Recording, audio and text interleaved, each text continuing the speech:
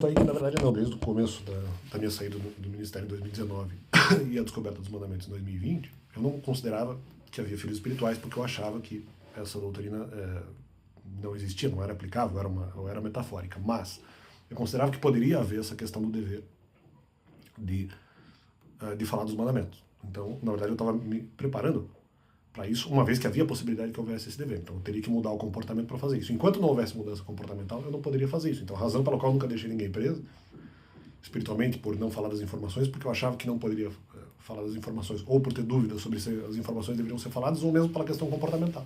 No sentido que se tivesse escândalo por serem informações muito, de alguma forma, polêmicas, controversas, poderia gerar algum problema no ministério. Então, seria um risco falar sobre essas informações, uma vez que eu não teria aí, ou pelo menos achava que não tinha a capacidade.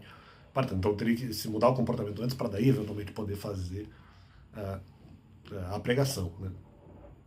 Então, de novo, mesma coisa, eu não deixei preso porque estava visando, estava objetivando mudar o meu comportamento para que pudesse ser feita a pregação. Não poderia simplesmente chegar e falar porque havia risco pela própria natureza da informação. E esse é o complemento, e sim, havia sim uma preocupação em relação, embora também tivesse dúvida, mas havia uma preocupação em relação à mudança de comportamento, caso fosse necessário falar a informação, mesmo que não fossem filhos espirituais, e levando-se em conta que isso teria que ser feito para, no caso, evitar risco. Eu não poderia fazer isso sem que fosse evitado o risco. Então teria que haver ali alguma mudança comportamental para que daí eu pudesse eventualmente fazer a pregação, porque senão seria colocar em risco, e eu não acho que isso seria correto. Então, de novo, mais um motivo pelo qual eu entendo que não houve deixamento de pessoas presas espiritualmente, porque eu estava avisando justamente como uma possibilidade falar dos mandamentos, mesmo que não fossem filhos espirituais. Mas para isso acontecer, eu teria que, na verdade, evitar o risco.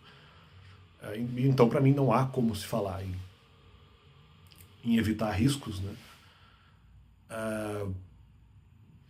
Não há como se falar em deixar pessoas presas se eu estava visando isso como uma possibilidade de algo que era necessário, né?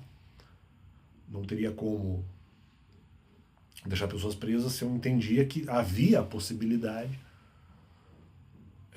de se falar dos mandamentos desde que houvesse, vamos dizer, a devida proteção para isso. E que a ameaça não viria só da igreja, né? Viria também, de certa forma, da igreja, mas não viria só dela.